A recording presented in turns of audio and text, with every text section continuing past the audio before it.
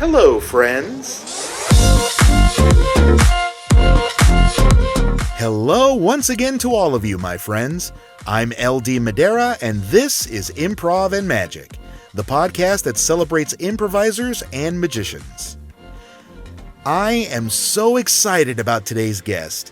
She's a magician like no other with a playful and whimsical style.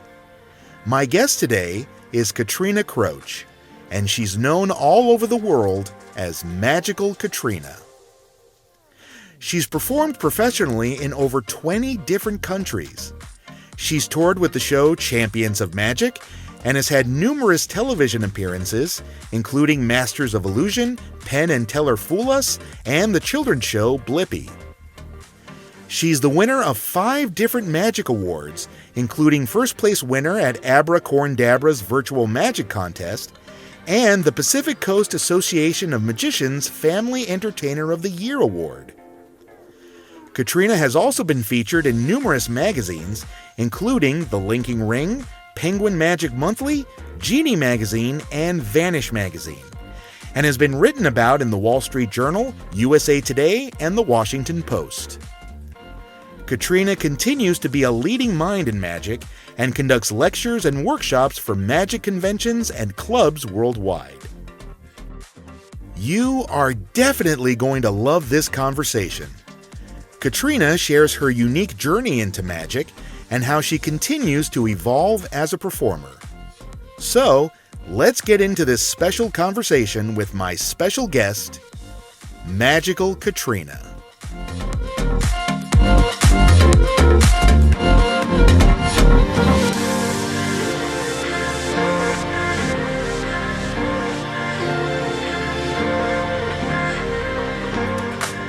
My friends, I am so thrilled to welcome here on Improv and Magic the absolutely amazing Magical Katrina. Hi, Katrina. It's so good to have you here. Thank you so much for having me. How has the beginning of your year been so far? It's been wonderful. I've been doing a lot of shows. February and January are always the slowest season for me, so I've had a lot of time to actually attempt to have a work-life balance and work out and wake up in the morning and have time to spend with my friends and family. So it's really nice start to the year. How's yours? It's doing pretty good so far. I mean, obviously working on this podcast and trying to get more shows in there. It's always an ongoing battle, isn't it? Yes, especially when you're doing any sort of variety arts. What would you say is your busiest month as a magician? Probably December or October is probably my busiest month. I get that. I'm sure you get a lot of calls for Halloween and Christmas shows. Yeah, holiday parties, holiday corporate events. Yes. And that's when, they have this end of the year budget that if they don't use it, they lose it. So they're like, yeah, let's spend a couple thousand on a magician. Why not? Well, I'm very excited to learn all about you, Katrina. So let's start at the very beginning of you. Where did you grow up and what was growing up like for you? I grew up in Portland, Oregon, and I was a musical theater kid. I had an internship at the Northwest Children's Theater. And then I also was in the Rocky Horror Picture Show Shadow Cast, and I played Rocky and Janet and a tranny, like the aliens from the transvestites. And basically, musical theater raised me. That was my passion. And that's kind of how I got into magic, was starting there. What was it that got you interested in musical theater? So it's funny because in my Fool Us video, they say that I saw The Wizard of Oz. I think I say that I saw The Wizard of Oz. But I just say that because people don't really know the other movie that got me into it, starring Judy Garland. But when I was 3, I saw Meet Me in St. Louis. Do you know Meet Me in St. Louis? I do know Meet Me in St. Louis. So I was obsessed with the trolley song that Judy Garland sings, which is like, clang, clang, clang went the trolley. And it's all like jazzy. And I wanted to be Judy Garland so bad. But a lot of people don't know that as well. And so I just say Wizard of Oz to kind of shorthand the thing that inspired me. But I loved those old 1930s and 40s and 50s Turner Classic movies. That's kind of what I was raised on, was Turner Classic movies, and Ginger Rogers and Fred Astaire. And I just love that era. And and the American musicals. So that's what got me hyped to be a performer, was watching those. I follow you on social media, and I can definitely tell from a lot of your pictures that you definitely are a big fan of the old time classic style. Is that something that you just really enjoy? It is actually, it's so funny. I didn't even notice this, but I'm currently drinking coffee from a Turner Classic Movie Film Festival mug, which is maybe why I brought it up. But that is what got me excited about magic and performing. Yes. Sorry. What was your question? Oh my goodness. Just be an ADHD right now. Okay. No problem. Just why does the old classical style appeal to you so much? Well, I think it's what I was raised watching with my mom. We would sit down and watch these old movies. And so it just was something that raised me. That's hard to say, like what makes you you. It's just one of the ingredients that have helped shape my personality since I was a child.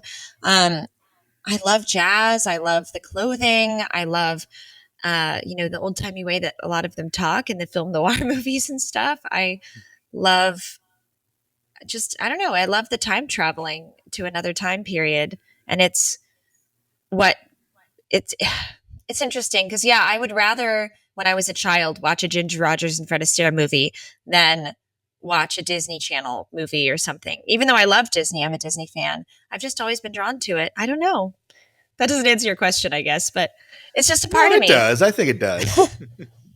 Have you always felt like, because I know a lot of people who are actually like this, where they feel very like out of time because they're so drawn to the old style. Have you always had that feeling of being out of time and more drawn to the classical ways?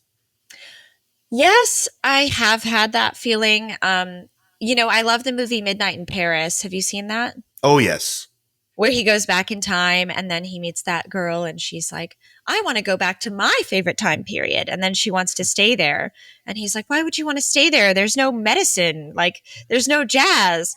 And the message basically is that the grass is always greener in a different time period, right? So you have this dream of wanting to do that. Personally, I really love like being allowed to vote and, medicine and, all of the modern conveniences. So I feel very lucky to live in a time period where I can listen to Peggy Lee or Ella Fitzgerald, but I can also listen to Taylor Swift or Sabrina Carpenter or Chappell Roan. It's like the best of everything. And you can kind of pick and choose what you do for the different periods. It's all, and the Beatles. I mean, it's great. Anyway, and medicine. So I have felt like I love other times, but I'm very glad to be in the current one that I'm in. I agree. I agree. So you mentioned that being in musical theater eventually is what got you into magic. So what was it exactly that made you decide you would like to give magic a try?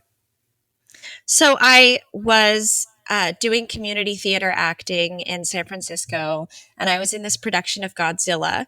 And I was like 17 at the time. I graduated early and I moved to San Francisco on my own to kind of pursue my own like theatrical artistic life. And so I was in this show and a woman in it was really, really funny. And I said, why are you so funny? Like, you're so funny. And she said, I went to clown school. And I thought, oh my God, you could do that. So I went to clown school too. And then when I was there, I met a guy who was Spider-Man at children's parties. And he told me that you could make $40 an hour being Spider-Man, which is not a lot of money compared to what you can make in magic. But when you're, 18 and I like all I'd done before then was work at Burgerville and GameStop and a comic book store. So I was like, whoa, $40 and I can be Spider-Man? That's freaking awesome. So I applied for it. And at the time they were like, no, you can only be princesses because you're a woman, which I thought was kind of sexist, but it makes sense because Spider-Man's a dude. So I was Elsa a lot and other Disney characters. And I did magic, face painting, and balloon twisting. So the woman who hired me just kind of taught me all of those things. Not not very thorough. Like she just taught me 10 different magic tricks that were very easy, self-working, and didn't teach me anything about children's psychology. And then like 5 face paint designs, 5 balloon animals. I was wearing costumes that she bought that were 2 sizes too big because she would just get us our own things. Um, And I just kind of had to jump into the deep end and figure it out. And I feel like that's the reverse of most magicians. Most magicians grow up loving magic and wanting to be a magician and practicing. And then at some point in their life, they transition from a hobbyist to a professional. But I kind of discovered it by getting paid to do it. And then over time, realizing that it was my favorite thing I was doing at these parties and transitioning to being a professional. But it's interesting because at first I hated it. I loved the face painting aspect because you could just listen to Disney musicals and zone out making art on someone's face. And they'd wiggle around, but for the most part, you're not on. You're asking them questions like, what's your favorite color? Oh, you're being so good sitting so still, those kinds of things. But you're not on. And I do love performing, but doing magic for kids can be really exhausting.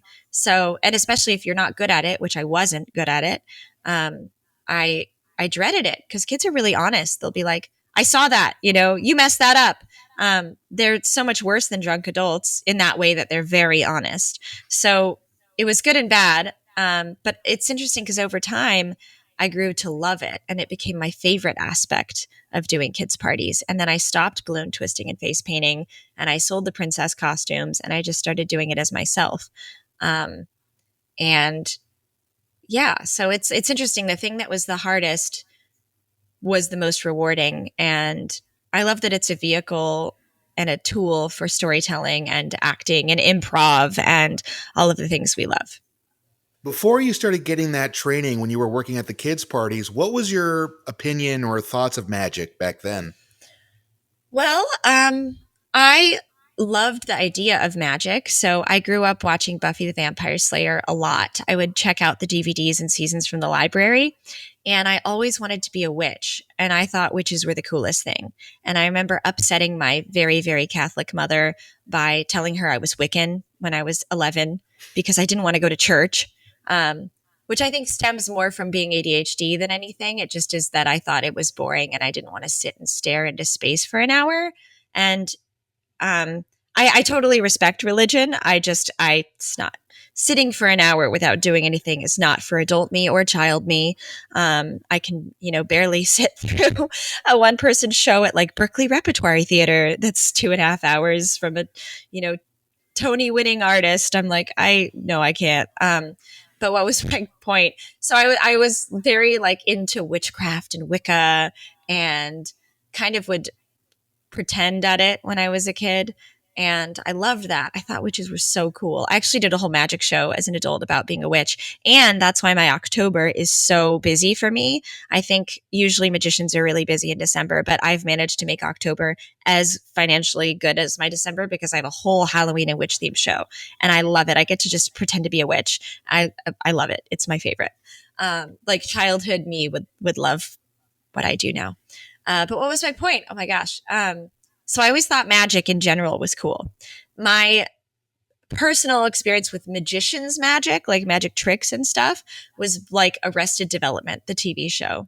And I watched that in middle school and high school. And that was probably my first experience with it. Was it honestly in pop culture being a gag or something people made fun of, which is unfortunate. But I didn't have that much um, exposure to magicians that were artful and cool and good at what they did without messing up tricks. I think I was a little, because I'm 29 right now, I think I was a little bit too young for the heyday of David Copperfield, like his prime. And I didn't really get into Chris Angel.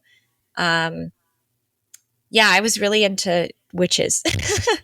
So that was kind of my experience. So when I started doing it as a job, I was actually doing it professionally for money, doing magic shows dressed as a princess for like 4 years before I ever admitted that I was a magician. Because at the time, I thought it was cool to say I was a professional princess, which is still, I think, pretty fun to say. I'm a professional princess. What's your job? I'm a princess. But I was a magician that whole time as well. So, but I was like, I don't know, nervous to say it, which I find is honestly a really common thing with women. I was just at the Blackpool Magic Convention. I met a couple women behind the dealers' booths of things that literally invented tricks that they were selling. And I was like, oh, what kind of magic do you do? And they're like, oh, I'm not a magician. I just invent tricks.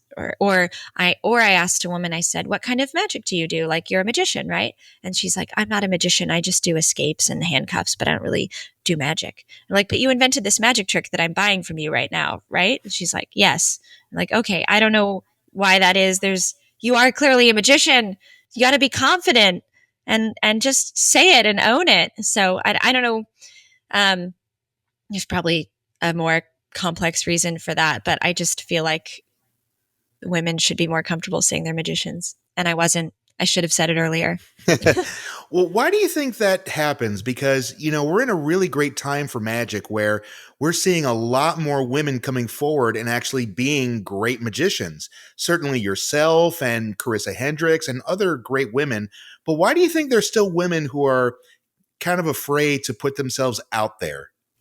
Yeah. Well, I love that you brought up Carissa because I am obsessed with her work. I love her and she's so inspiring. She's one of the people I first saw at the Magic Castle that made me start to be like, oh, okay, magic is an art form. That's awesome. I kind of want to be a magician instead of a professional princess that does magic. So one I'm going to totally paraphrase this and butcher this, but the podcast that she did, they talked about it. And one of the things was, I think society makes women insecure to admit, like, just in general, it's part of being in the patriarchy. We're more hesitant to say that we can do stuff. So like, a mediocre man who is been doing something for a year or two might go, I'm an expert. Whereas a woman that's been doing something for 5 years might be like, oh, I don't know. I'm still learning and growing. And they're more demure, maybe. And that's just kind of a blanket statement. Not all women are like that. Obviously, I'm not. Honestly, them talking about it in that podcast inspired me to go after more of what I want to do and pursue. So I think the more we analyze it and look at it, the more we can make changes to improve as, a community and maybe, have that space between the genders and what they do and don't do be a little bit smaller, if that makes sense. It makes total sense to me. Yeah, so it's good to think about. It's an evolving conversation. I personally feel thrilled when I see more women coming out as magicians because, this seems obvious, but women are able to look at things in a very different way than men. And I always say if you put like 10 magicians in a room, 9 of them men and one of them a woman, and have them all do the exact same trick, I guarantee you that the one woman is going to have the most unique and original version of whatever that trick is. Would you agree? I think that's quite a blanket statement. I would not 100% agree. I think it depends on the trick.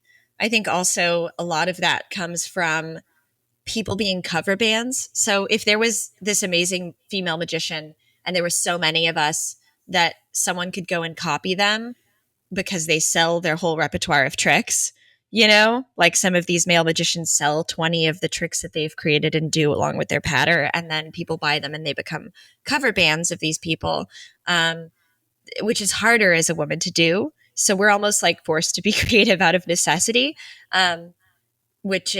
it's good. Uh, but I wouldn't say it's because we're women, if that makes sense. It's because there's just not enough out there for us to be lazy in that way. And it's definitely like a trap to fall into. So I don't know. It's kind of good. But say I started doing another trick that another woman does. And even if I took a different pattern and did it, there's still the potential in our industry for someone to say, oh, you stole that, or you're just copying this person, even if you do it in an entirely different way.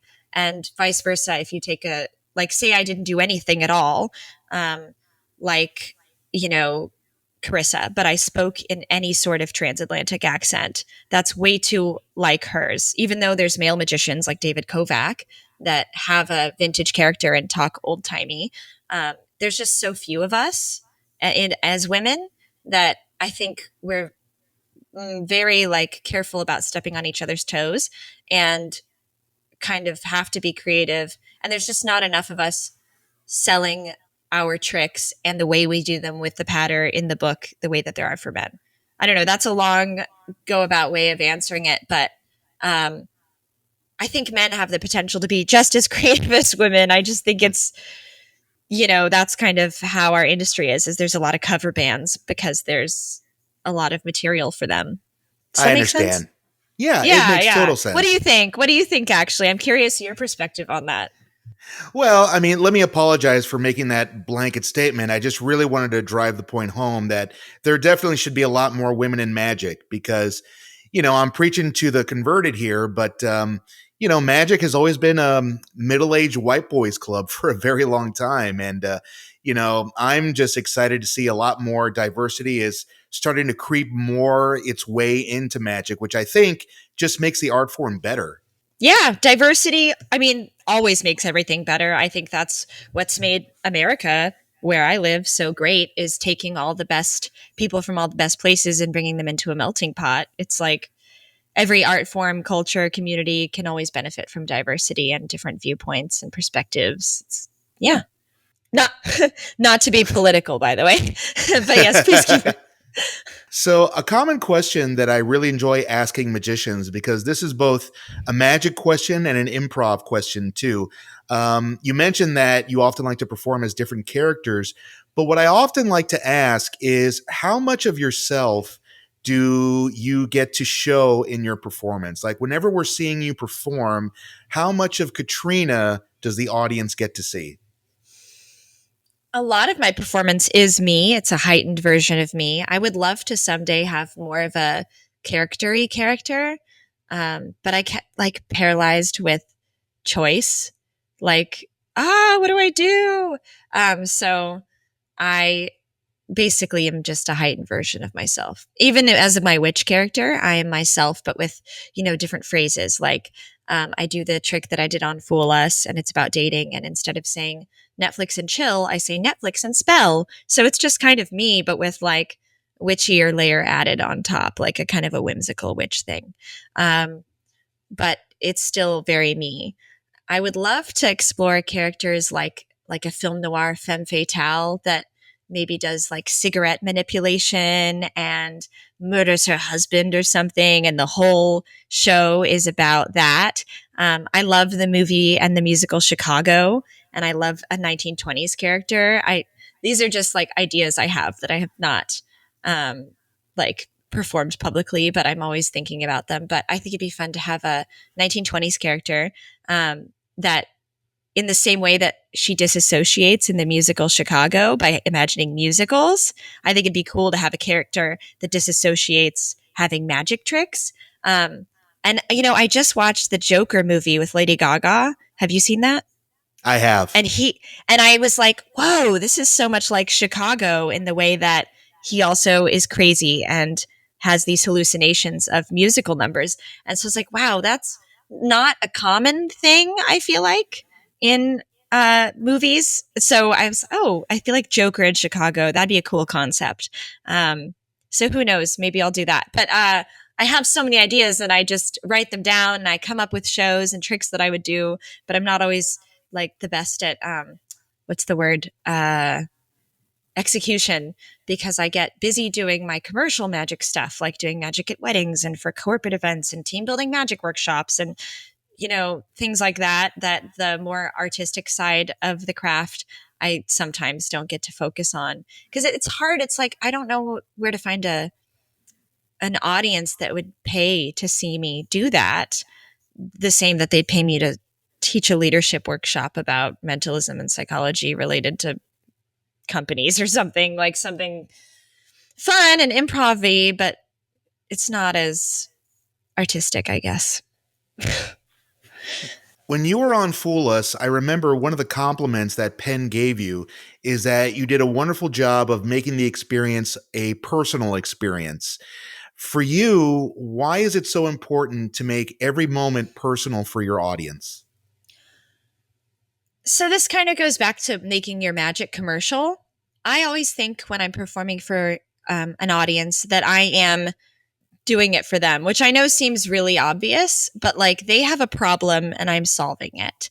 And so when I'm doing a wedding, I'm solving the problem of, the guests are sober and they maybe don't know each other because they're from different sides of the family and they haven't had a chance to take advantage of the open bar, and the couple is off taking wedding photos and they need something to break the ice, and also that's romantic because you're there to celebrate the couple. So that's like the problem I'm solving when I'm doing walk around magic or a mini show at weddings. um, and I always highly personalize it because I'm like, it's not about me, it's your wedding day, right? It'd be weird if I came and I did the Magical Katrina show for 60 minutes. And again, as I told you, I don't like sitting still personally. So if I went to someone's wedding and it turned into a one-man show, I might be a little like, "Oh, this is not what I signed up for. I just wanted to get drunk and celebrate my friend's love and maybe dance to a live band, and eat, chocolate brownies." I don't know what. So that's just an example. But I always think like, what is the problem I'm solving and how can I tailor my magic to them, which I think is one of my strengths and has made me successful in magic compared to a lot of magicians. Like when I do companies, I personalize the magic to them and the message, and I'll ask them questions about their, you know, day-to-day lives at work and what problems they have and kind of the goals of their event. And then I'll tailor the magic show and the workshop to them. So it's different every single time when I perform too, which I kind of like as an improv person. I love that chaos and I love pivoting to meet them where they're at and solve the different problems. So yeah, I think it's one of my strengths, and it was really, really fun to do that on Fool Us. And that was a great quote. So thank you, Penn. If you're listening to this, thank you for the great quote. Well, you are certainly a magician that is able to specialize in different styles. You are able to do close-up, you're able to do parlor magic, mentalism, and I know you've even jumped into stage illusions as well. Do you enjoy being open to different styles of magic? Yes, I feel like it's, again, part of my success. And I think it's important, and I enjoy it as well, because magic is a gift you're giving to people. It's not about you. I mean, it can be about you. And some of the people that make it about them and their art are really pushing the envelope of what magic can be as an art form, which is really cool. But if you're doing magic for private events, it is a gift you are giving, or a service that you're trading for money. And it's, I think, better to come at it from that perspective of, solving their problem and giving them a gift. So that's what I love about it. And I love making people smile. And, when they feel like, oh, this is something that's just for me, that'll never happen again. I think that's when you can start selling more and also making more money, is you're giving them something that nobody else will experience, that's highly specific to them. And it's a really unique gift you can give by tailoring it to them and making it about them. Yeah. So that's why I enjoy it. And that's why I think it's important. Do you have a particular favorite, or do you just love them all? I love them all for different reasons, but I would say that my favorite type of magic is strolling and walk around. I love that one-on-one interaction, where you're inviting these people into a space of play, and you're really getting to interact a lot more than you would on stage, because on stage you're maybe inviting, 4 to 10 people up in the course of 30 to 60 minutes. But there's also a ton of people watching. So it's a little more, I'm sure anxiety inducing if I were an audience member to come up and be in front of all my peers, at the company event. Whereas walk around and close up, they are more comfortable and really will let loose or make jokes back, and are more comfortable entering into this space of play with you and improvising. And I love doing improv with my strolling and walk around magic, and kind of seeing where the line of humor is, right? Different events will have different things that are appropriate. And even within that, different groups will have different things that are appropriate, and kind of, seeing where that line is and playing with people one-on-one, I love. And then I also love that for strolling and walk around, you don't have to cart around, 80 to 100-pound illusions or get there 2 hours early to unload and set things up. So I love the laziness as far as prep goes for strolling and walk around, as like lifting stuff. And but my favorite is that the playing with people individually. You mentioned earlier about how you were part of the cast of Rocky Horror Show, and talk about coming full circle, because I watched a video of you performing a straitjacket escape themed to Rocky Horror. What inspired that performance? So that was for a cabaret show. And every now and then I'll do kind of cabaret or burlesque shows, things like that, when I'm, just wanting to try out new things, and, or if the theme is really cool. So I don't always do those, but the theme for that particular event was Rocky Horror Picture Show themed. So they had, fire dancers and burlesque, they had singers, and they had me doing magic, and they had all sorts of things that were themed after Rocky Horror. So I don't always do a straitjacket escape, but I thought it was perfect because the sequel to Rocky Horror, do you know Rocky Horror well, by the way? I know it good enough, but I know the sequel is called Shock Treatment. Yes. Okay. Have you seen it? I haven't seen it, but I heard it's really, really good. I mean, it's good for a sequel to a musical. It's better than Grease 2, I think. Sorry, Michelle Pfeiffer. I do like the song Cool Rider from Grease 2, but yeah, it's not the best. So, what was I going to say? So yeah, it takes place in an insane asylum. Brad and Janet go there. I think it's like after Rocky Horror, when they're left in the crumbling, ruins of the castle. And then anyway, she admits Brad into an insane asylum. And so I thought a straitjacket would be great to do to the song Shock Treatment from Shock Treatment. And I wore a nurse's outfit, kind of like, oh my gosh, what's her name? She plays Columbia. I want to say Little Nell. I should know her name. Oh my gosh. But I wore a nurse's outfit because her character in the movie is a nurse. And then I did it to Shock Treatment. It was really fun and very thematic, right? Like it perfectly fit the theme. But I tend to only bring out straitjacket escape if it is, specifically matches what's happening at the event, if that makes sense. I don't like tell people that I'm an escapist unless that it makes sense for what I'm being hired for. Well, I think that's one of the reasons why I enjoy that act so much, because it's not your typical straitjacket performance. Usually it's presented as a physical challenge of dexterity, but I love that you were able to theme it where the straitjacket escape actually makes sense, which you don't often see a whole lot of times. Thank you. I try. I try to make the magic tricks that I do have narrative structure and make sense. It's not always easy. And honestly, audiences want it to make sense, but if you don't, you can get away with that. So that's why a lot of magicians just do strings of tricks strung together, and that's their show. And I will tell you right now, that is pretty much my kids' show. So I judge it, but I'm also not above doing a string of tricks as a magic show, because that's what you got to do if that's what you have. But I am trying to have more narrative structure and like reasons for the things that I do. My witch show had a whole beginning, middle, and an end, and a thorough storyline, and then it like wrapped up with a finale.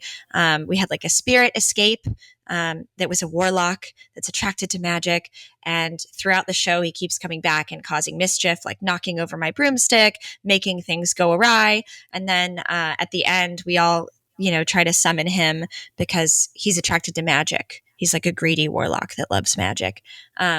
The inspiration for this is definitely like so many combinations of things, like Sabrina the Teenage Witch, Charmed. Charmed has a lot of episodes where warlocks try to steal witches' powers.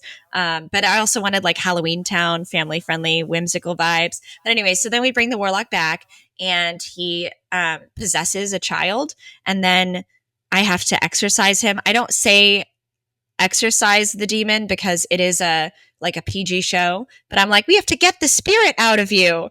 Okay, everyone, grab some holy water. Okay.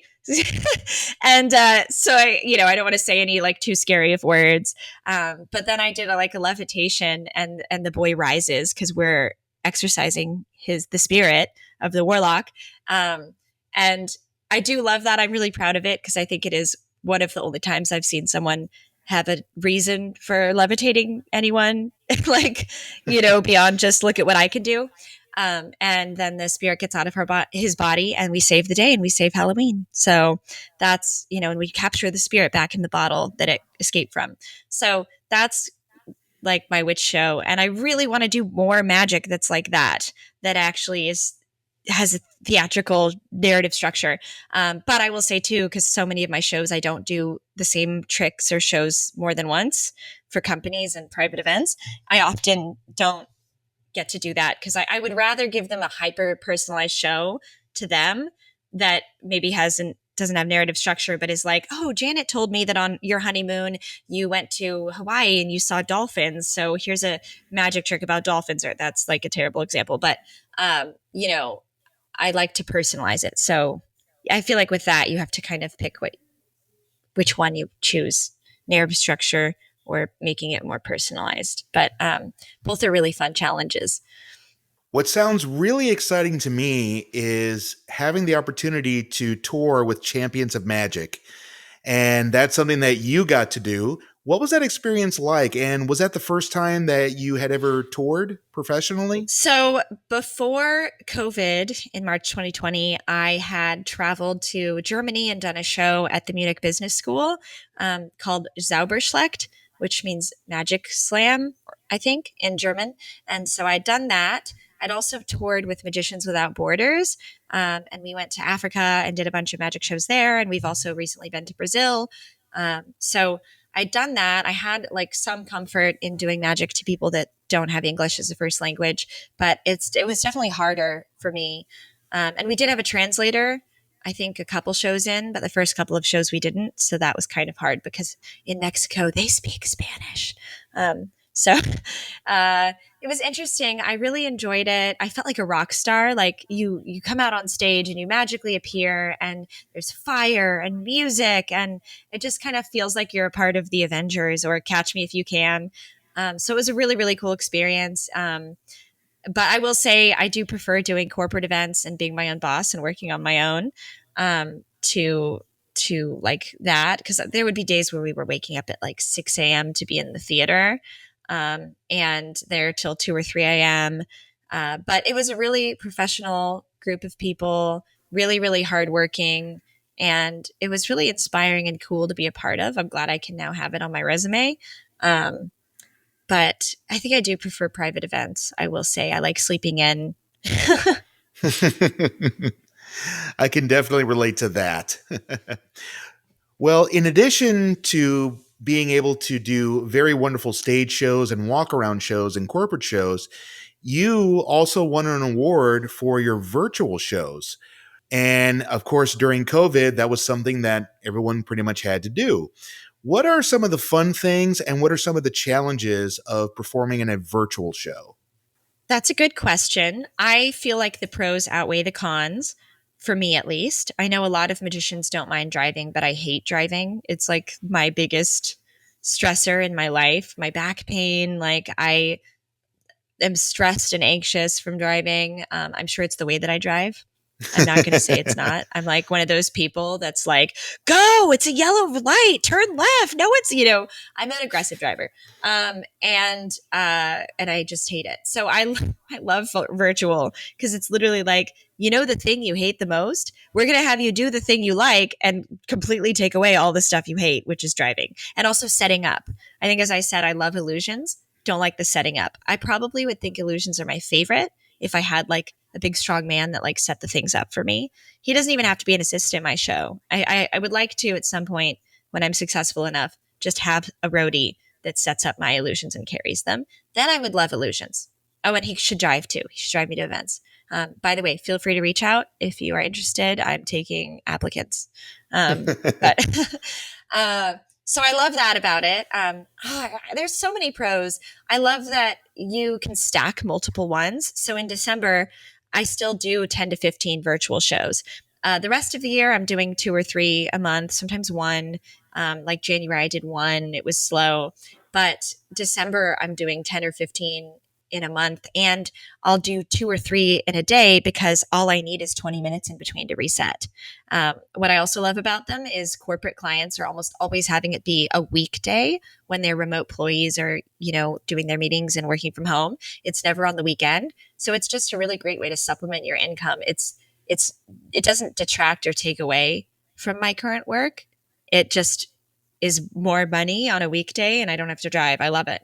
And then one of my other favorite things is I have a magic trick where I talk about dogs and owners and how they look alike. And I do it in my kids' shows and my adult shows. I just change the pattern. And I have a couple different versions of it, like one for virtual, one that's mentalism, but the premise is the same. But what was I going to say? Oh, yeah. So when I do it online, I get to say, okay, who here has a dog or a cat or maybe, a small child?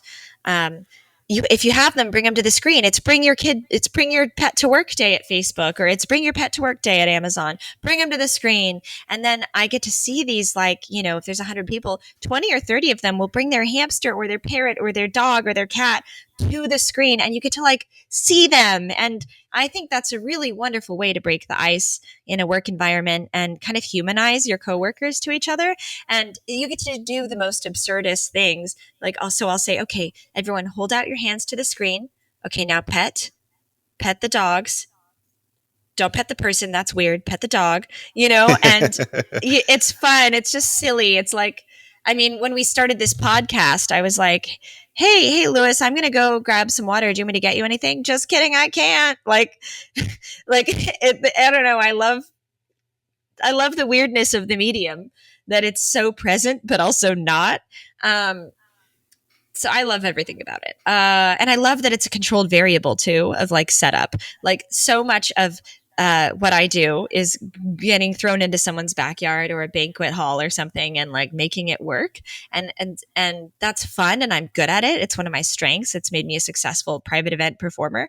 But, all those little decisions are wearing on you. All those little, where should I put this? Okay, I have to connect the mic. Where's the parking? Is it, all those little things, sap energy from you. And you don't have those random things when you're working from home. You just log in 5 minutes before, everything's set up. If I'm using my own Zoom meeting, I even have all the settings set correctly anyway. Okay, what are the cons? I literally can't think of any. I guess that I can't touch them, but that's weird. I'm not touching them anyway. I'm not hey, Susan from HR, I'm going to pet you while I do this card trick, So I don't feel like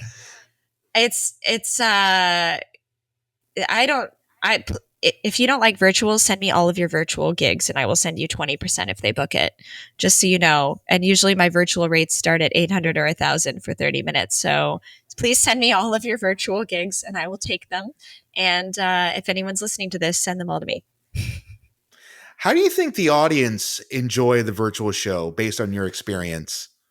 I think they enjoy it. I mean, of course, people enjoy being present more, I'm sure, because just the value seems higher. I think the level of enjoyment emotionally is the same if it's interactive, if it's actually as interactive as it is. And I think it also depends on the kind of person, because I personally get distracted really easily. So I would maybe rather an hour-long virtual magic show or a 20-minute in-person show, because I know that in a virtual show, I can go on my phone and multitask or be playing with a deck of cards or doing something fidgety and ADHD, and they won't notice and it's not rude, but I can still focus for the hour because I'm having something else stimulating me, if that makes sense. Whereas in person, I would rather see a short 20-minute show. I'm going to pay attention the whole time, but 20 minutes is perfect for me, or 30, so I think it depends on who you are and how you like to watch things. And I know it's rude to do other things during someone's performance, but if you're doing it and they can't see, then what doesn't harm them doesn't harm them, if that's what you need, which is, I just recently got diagnosed with ADHD. I thought that I'd had it for years, but I didn't want to pay, the $1,000 to do the diagnosis. I was I think I'm fine. And, but I've been really empowered since getting diagnosed to also give myself grace, and be okay with needing other things to help my focus. So like I used to get so down on myself for not being able to do yoga. And I wanted to be the kind of person that could just do yoga in quietness and to music. But then I realized it's like, no, I'm not that person. But I can listen to audiobooks at 3 times speed and do yoga. And then I feel great. I'm getting the benefits of stretching and yoga and all that. Maybe not the relaxation because I'm listening to an audiobook at a really fast rate, but I'm also actually doing it. And doing the thing is better. Doing the thing with a modification, I think, is better than not doing it at all. And so that was a tangent I went off on about ADHD, but I think they love it as much, and there's pros and cons to both. Um, you know, it. I'm sure people watching a virtual show love that they don't have to put on pants to watch it. You know, there's pros and cons. Earlier on, you alluded to how much you enjoy chaos, and you seem to be someone who feels like they really thrive on chaos. What is it about chaos that you enjoy? So it's funny because I don't like the chaos of driving or having to always set up in new places, but I'm good at it. I'm good at that. And I think that comes from improv. I'm like, throw something at me and I will get it. I got it. I got you. Um, so that's made doing private events easier for me, I think, than most magicians that don't have that kind of background of theater and improv. So it's like, yes, I thrive in it because it's a good differentiator. I'm good at it. But um, it's always nice to not have chaos too. That's why I like virtual shows. They're just so chill. Well, in addition to virtual shows, you've also been able to adapt your show to television. We've seen you on Penn and Teller Fool Us. We've seen you on Masters of Illusion. What has the experience been to adapt your show to television? Hmm.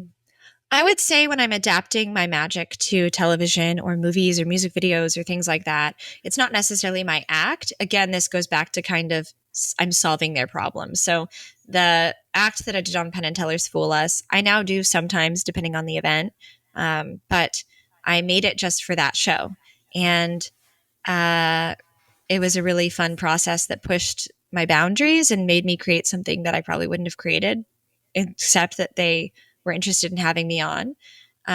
And same with like when I was in the Chapel Roan music video, Red Wine Supernova. That's not really my show, but we do like 10 or 15 magic tricks in that. But it supports what they're trying to create with that video. So it's not necessarily my show. It's using magic and mentalism as a tool to help tell the story that they're wanting to tell, if that makes sense. I love magic consulting and performing in TV shows and movies. It's so fun and creatively challenging. You know, I get the strong vibe from you that you are definitely someone who doesn't give up. And, tenacity is such an important thing, not just for magic, but anyone who wants to be a performer. In your opinion, why do you think tenacity is so important? I am so smart with words and I read a lot, but I had to Google that. So the tenacity, the quality or fact of being able to grip something firmly. It's funny because I thought it meant determination. Oh, that's it as a noun. The quality or fact of continuing to exist, persistence. Yes, I think especially tying it back to TV, that's like people ask me all the time, like, how do you get on Fool Us? How do I get on TV? And I would say it's just don't give up. And again, this gets back to my thing of solving problems. The producers of these shows want you to succeed. They want you to get on the show. The faster they fill this show, the more it's off their to-do list. Like they want really engaging, interesting, creative performances. They want you to win. And so when you come to them and you're like, here's one act that I do, then they're just like, no. But if you come at them and you're like, here's 10 different things that I can do, here's scripts for them, here's ways that I can maybe combine video one with video two, what do you like? And you give them something to work with and you just throw things at the wall until it sticks, that's helpful. And you might not hear back from them, but then you just keep trying. And I think that's one of the best pieces of advice you could give to someone trying to get on TV is be persistent, have tenacity, don't give up. And I think that goes for everything. Honestly, that's a huge part of how my career has grown. I auditioned for the Magic Castle 8 years ago, and I failed my audition. I was doing Triumph, and I found the wrong card. And even in my audition, I was like, "Oh my god, I wouldn't let me in. This is bad." And since then, I've always wanted to join, but I wasn't able to. And I just that rejection has like lit such a fire under me, like to do Fool Us, to do Masters of Illusion, to have a Penguin lecture, to lecture at big conventions, to do literally everything. So it's like I feel like uh if I'd gotten in that first time, I probably would have just been content to be a part of this wonderful club and, drink and perform magic and have a fun time. I probably wouldn't have done all the things I've done. So I think tenacity and overcoming rejection is a big part of my success. And yeah, it's pushed me to do things I never would have done. So I'm really grateful in a weird way that I messed that up, I guess. I mean, I failed, but I probably wouldn't have done any of the things I've done. So yeah, yay tenacity. Well, today people think of this as a cheesy quote, but it really is true for us as performers. When one door closes, another door opens, and it sounds like you've really embraced that. Yeah. You have also been able to, in addition to performing, you mentioned about how you've also enjoyed consulting for other magicians, and you've done lectures for well-known magicians and at clubs and conventions. What is that experience like to be able to lecture to these people who are well-known just like you? Oh my gosh, that's very sweet of you to say. It's weird. I'm never going to get used to lecturing for people that I admire and look up to. I did a lecture at PCAM, and Ice McDonald, who's a very amazing, hilarious magician. He does this line that I love so much. He goes out and he says, I don't pick volunteers, I take them. And it's so funny, so theatrical and so good. And he saw my lecture and was like, I learned a couple of things, not a ton, but my lecture has nuggets that even people that I look up to are like, oh, that was good. I learned something. And it's still so surreal to hear people that I look up to and admire complimenting me. And I'm not going to get used to it. It's weird and cool, and I love it. Like literally today, I sent my lecture notes to this really wonderfully talented magician, John Abrams, who does school assembly shows. And I finished reading his book, The School Assembly Handbook, and I learned so much from the School Assembly Handbook. And I was like, here's lecture notes that I have. And he was like, this is great. I got a couple nuggets. Like, it's awesome to get a peek into your brain and see what's making you successful. And I was like, whoa, because he's like such a hero. It's funny because I don't know if you know John Abrams, but he had this amazing podcast called The Variety Artist. And I don't know, 10, 11 years ago, I was listening to it in between all my princess party gigs. And I think his podcast is where I first heard somebody talking about search engine optimization, which is now such a core building block to my business. It's how I get so many of my leads. And so it was just cool to have that full circle and be like, oh my gosh, I've learned so much from you. And then I'm able to teach you something, even if it's small. Like it's a really cool feeling. And I'm very honored to be able to do that. And if you're out there listening to this and you have something that makes you successful or special or unique and you want to share it with the world, I would say don't hesitate.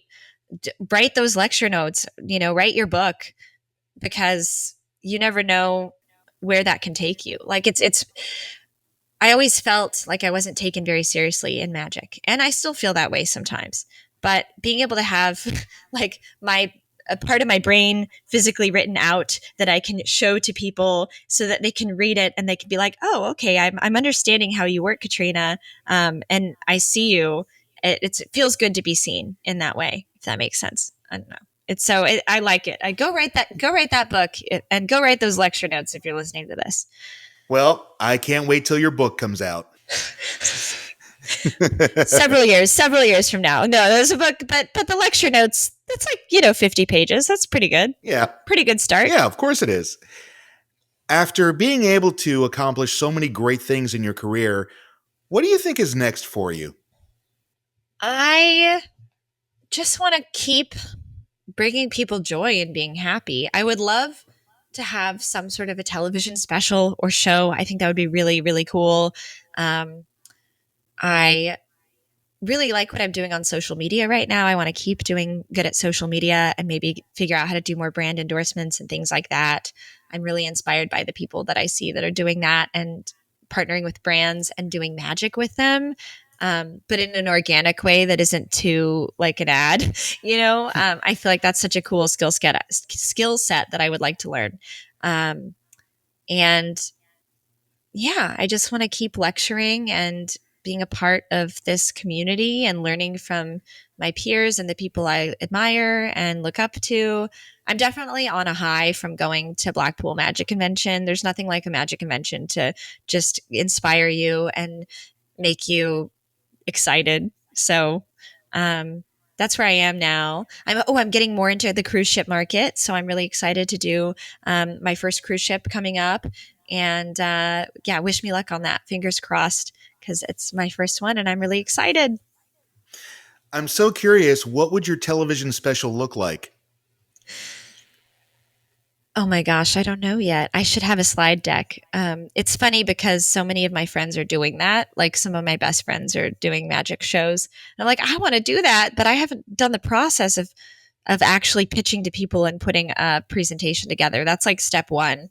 Um, yeah, so I have to think of some ideas, but I just think that's a good step up, and it is also a way to be seen by more people.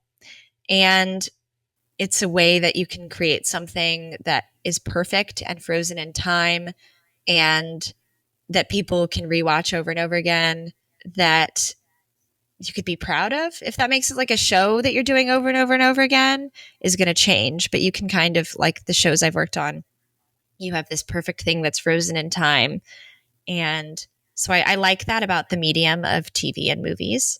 Yeah, I don't have any ideas yet. If you have ideas for what my show should be about, feel free to email me. Well, Katrina, here's my final question. And this has been an absolute blast. And this final question can apply to anything you want it to apply to. What's the one piece of advice that has served you well that you'd want everyone else to hear? Oh, that's a good question. Actually, before I answer that, can I ask you a question? Sure. What do you think my TV show should be about? Well, I definitely think there should be some witches involved. That's a good idea. There should at least be some witchcraft involved in it since you love it so much. And I would dare say, maybe not with the same music, but do that same straitjacket escape. Nice. I like that. I think it would be fun. I think I haven't seen it, but I think someone's done this, so it probably would not be this. But where you travel around the world doing magic and like to different people. So I think that would be really fun. I don't know how it'd have to be like also tied into feminism and being a woman, I think. And witches. Yeah. It's the more I made my witch show, the more I realized that witchcraft is so tied into feminism. And yeah, that's a good theme. So maybe I'll do that. Thanks for the idea. My greatest advice that I've had given to me that has served me well is probably that anything you want to do in life is just a series of hoops to jump through. And you can look at this big problem and be intimidated or overwhelmed by it. And I know this seems so simple and obvious, and all the self-help books you read are like, just break down big projects into smaller tasks. But if you really just look at it as like, this is the next thing. Okay, I did that. Okay, this is the next thing. And kind of have horse blinders in a way and just do the thing. Then you look up from your work and you're like, whoa, look at all this stuff I've done. And it's less intimidating. So the best piece of advice I would say is to just remember that everything you could ever do is possible and doable. It is just a bunch of small tasks and hoops to jump through. And you can really do anything if you look at life like that. Man, I've enjoyed each and every one of your answers today. I'm curious, and maybe people don't always ask you this, but what's one of the best pieces of advice that have served you well? Because you've heard a bunch of people give advice on this podcast. Do you have one, obviously, besides mine, that is your favorite? You'd think after asking this question almost 60 times, I'd have a good answer for this. But I think one that definitely comes to mind for me is simply yes. Yes, you can do it. Yes, you should do it. And if it brings you joy and it brings other people joy, then yes, absolutely do it. Yes, and I think that's a great way to end the podcast. I see what you did there. Well, Katrina, this has been an absolute blast. Thank you so much for your time, and I wish you all the luck in the world, my friend. Yay! Thank you so much for having me. My thanks to Magical Katrina for sharing her time today. She's an amazing artist you should definitely get to know. Be sure to visit her website, magicalkatrina.com, to find out about bookings, lectures, and workshops. I hope you enjoyed today's episode, my friends. There's much more to come right here on the Improv and Magic podcast.